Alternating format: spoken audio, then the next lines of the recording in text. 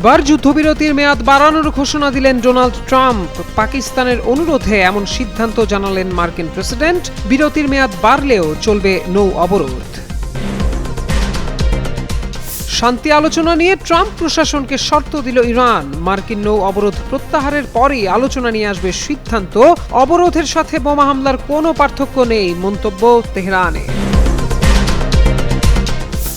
মার্কিন নৌবাহিনীর জব্দকৃত ইরানি জাহাজ নিয়ে মিলল চাঞ্চল্যকর তথ্য।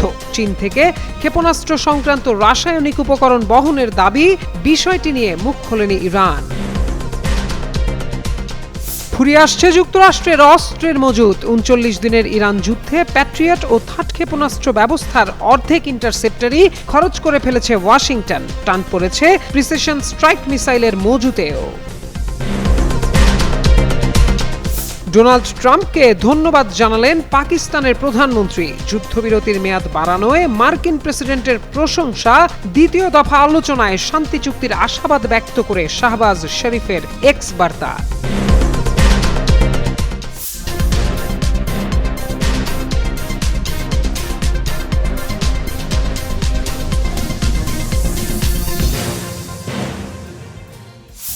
ইরান যুক্তরাষ্ট্র ঘোষিত অস্থায়ী যুদ্ধবিরতির শেষ দিন আজ। ঠিক এই সময়েই নতুন করে উত্তেজনা তৈরি করে যুদ্ধবিরতির মেয়াদ বাড়ানোর ঘোষণা দেন মার্কিন প্রেসিডেন্ট ডোনাল্ড ট্রাম্প। যদিও এই সিদ্ধান্তকে তীব্রভাবে প্রত্যাখ্যান করে ইরান। মঙ্গলবার মার্কিন প্রেসিডেন্ট বলেন, তেহরানকে নতুন প্রস্তাব দেওয়ার সুযোগ করে দিতে যুক্তরাষ্ট্র আপাতত সাময়িক হামলা স্থগিত রাখবে। তবে একই সঙ্গে ইরানের বন্দরগুলোতে নৌ অবরোধ অব্যাহত থাকবে এবং সেনাবাহিনীকে প্রস্তুত থাকার নির্দেশ দেওয়া হয়েছে। ট্রাম্প দাবি করেন, এই পদক্ষেপ নেওয়া হয়েছে পাকিস্তানের মধ্যস্থতার অনুরোধে।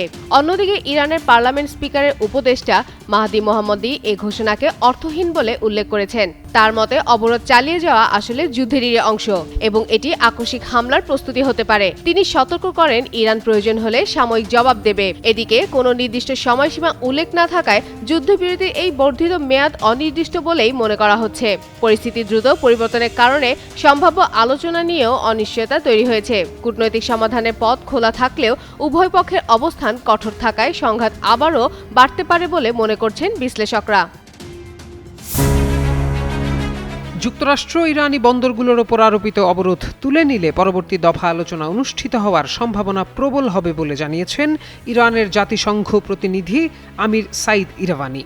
বুধবার সংবাদ মাধ্যম CNN এক প্রতিবেদনে এ তথ্য জানিয়েছে। প্রতিবেদন অনুযায়ী নিউ ইয়র্কে জাতিসংঘ সদর দপ্তরে সাংবাদিকদের সঙ্গে কথা বলেন জাতিসংঘে ইরানের স্থায়ী প্রতিনিধি আমির সাইদ ইরাভানি। তিনি জানান, যুক্তরাষ্ট্র নৌ অবরোধ প্রত্যাহার করে নিলেই ইসলামাবাদে পরবর্তী দফা আলোচনা অনুষ্ঠিত হবে। এদিকে ইরানের সঙ্গে চলমান যুদ্ধবিরতির মেয়াদ বাড়ানোর ঘোষণা দিয়েছেন মার্কিন প্রেসিডেন্ট ডোনাল্ড ট্রাম্প। একই সঙ্গে বলেছেন, যুক্তরাষ্ট্র ইরানের ওপর নৌ অবরোধ বজায় রাখবে।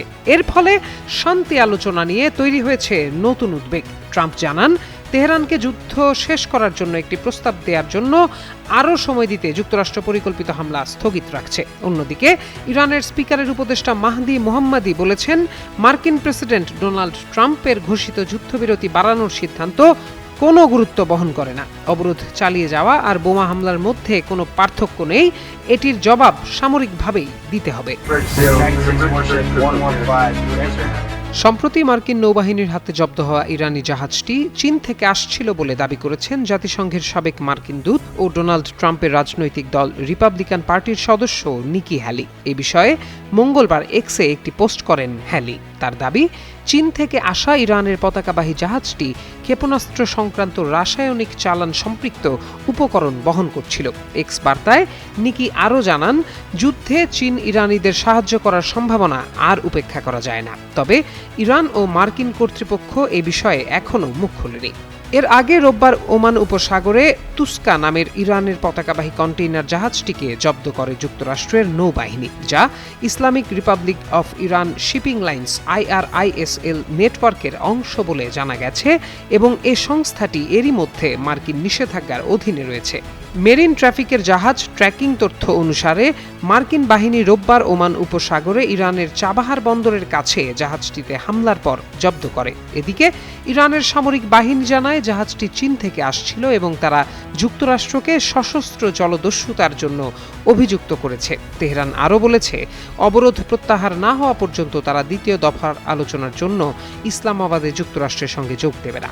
এদিকে মার্কিন সেন্ট্রাল কমান্ড সেন্টকম ধাতু, পাইপ এবং ইলেকট্রনিক যন্ত্রাংশ সহ জাহাজটি থেকে মেলা অন্যান্য পণ্যের একটি তালিকা তৈরি করেছে, যেগুলোর সামরিক ও শিল্প উভয় ক্ষেত্রেই ব্যবহার থাকতে পারে।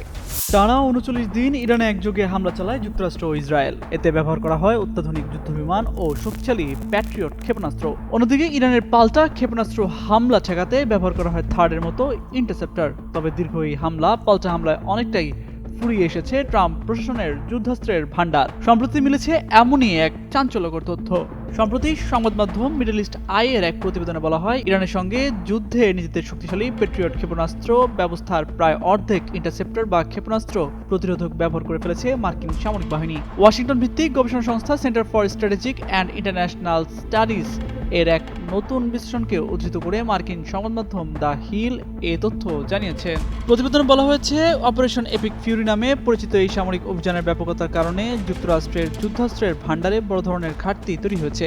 মার্কিন সেনাবাহিনী তাদের অতি উঁচুমানের ক্ষেপণাস্ত্র প্রতিরক্ষা ব্যবস্থা থার্ড এরও অর্ধেক ইন্টারসেপ্টরই ইতোমধ্যেই ব্যবহার করে ফেলেছে। এর মধ্যে ইসরায়েলের থার্ড ক্ষেপণাস্ত্র ব্যবস্থা পাঠিয়েছে যুক্তরাষ্ট্র।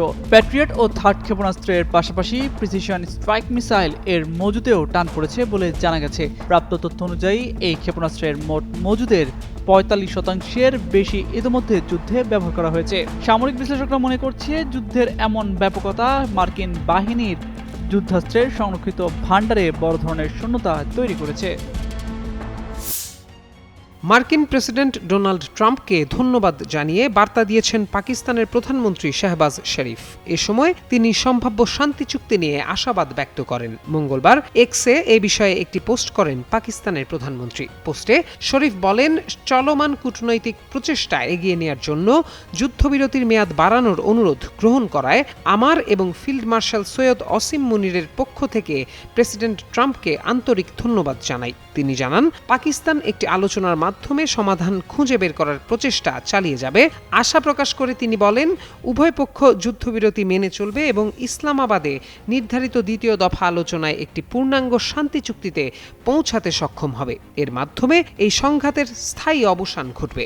এর আগে ইরানের সঙ্গে চলমান যুদ্ধবিরতির মেয়াদ বাড়ানোর ঘোষণা দিয়েছেন মার্কিন প্রেসিডেন্ট ডোনাল্ড ট্রাম্প। তবে যুক্তরাষ্ট্র ইরানের ওপর নৌ অবরোধ বজায় রাখবে বলে জানিয়েছেন তিনি। ইউরেনিয়াম, এটি যেমন একদিকে পৃথিবীর বুক চিরে বিদ্যুৎ শক্তির যোগান দিতে পারে, তেমনি এর অপব্যবহারে মুহূর্তেই ধ্বংস হয়ে যেতে পারে একটি সভ্যতা। সম্প্রতি পাকিস্তানের ইসলামাবাদে যুক্তরাষ্ট্র ইরানকে যে শর্তগুলো দিয়েছে তার মধ্যে একটি হলো ইউরেনিয়াম সমৃদ্ধকরণ বন্ধ করা এবং মজুদ ইউরেনিয়ামগুলো হস্তান্তর করা। কিন্তু যুক্তরাষ্ট্র কেন এই ইউরেনিয়াম নিয়ে এত চিন্তিত? আমরা অনেকেই জানি এই ইউরেনিয়ামের মাধ্যমে পারমাণবিক বোমা বানানো হয়, কিন্তু এটি শুধু পারমাণবিক বোমাতেই সীমাবদ্ধ নয়, বরং এর ইতিবাচক ব্যবহারের পরিধি আরও বিশাল।